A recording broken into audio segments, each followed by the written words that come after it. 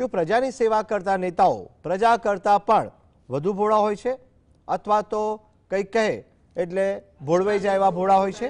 આ અમે નહીં પણ ભાવનગરના પૂર્વ નગરસેવિકા સેજલ ગોહિલ કહી રહ્યા છે। ભાજપના પૂર્વ કોર્પોરેટર સેજલ ગોહિલે આક્ષેપ કર્યો કે જો એક મહિલા નગરસેવિકા સુરક્ષિત ન હોય તો પછી સામાન્ય મહિલા કઈ રીતે સુરક્ષિત હોય? આવું કારણ ધરી તેઓ કોંગ્રેસમાં જોડાઈ ગયા। જો કે ગણતરીના કલાકોમાં જ સેજલ ગોહિલે યુ ટર્ન મારી અને ભાજપમાં ઘર વાપસી કરી અને કહ્યું કે કોંગ્રેસના નેતાઓએ મને ભોળવી હતી એટલે મેં પક્ષ બદલ્યો। ગણતરીના કલાકોમાં જ નેતાના બદલાયેલા અંતરાત્મા આમ જનતાની સમજની બહાર છે।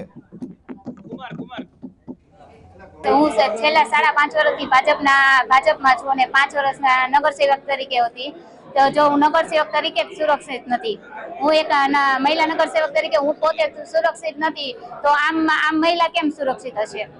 એ કારણથી હું ભાજપ છોડીને હું કોંગ્રેસમાં જોડાણી છું। મારે ચાલુ ટર્મ હતું 2 વર્ષ પહેલા, મારે ચાલુ ટર્મ હતી હોવા છતાં હું નગરસેવિકા હતી, છતાં મારી ઉપર હુમલો બુટલેગર કર્યો હતો।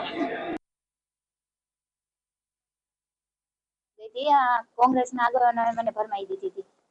કઈ રીતે ભરમાઈ દીધા? મને અલગ અલગ રીતે સુરક્ષિત નથી ને અને એ લોકો દ્વારા જ મને બોલાવવામાં આવ્યું કે આવી રીતે બધું બોલ છો તમે। અચ્છા બેન, પણ અને પછી મારી ભૂલ સમજ જાણી એટલે હું પાછી આવી એને। હા, સુરક્ષિત જ છું, પણ મને ભરમાવવામાં આવી હતી, મારે ભૂલ થઈ ગઈ હતી અને ભૂલ માફી માંગુ છું, સ્વીકાર કરું છું। ફરીથી હું ભારતીય જનતા પાર્ટીમાં હતી અને જીવિત રહીશ ત્યાં સુધી ભારતીય જનતા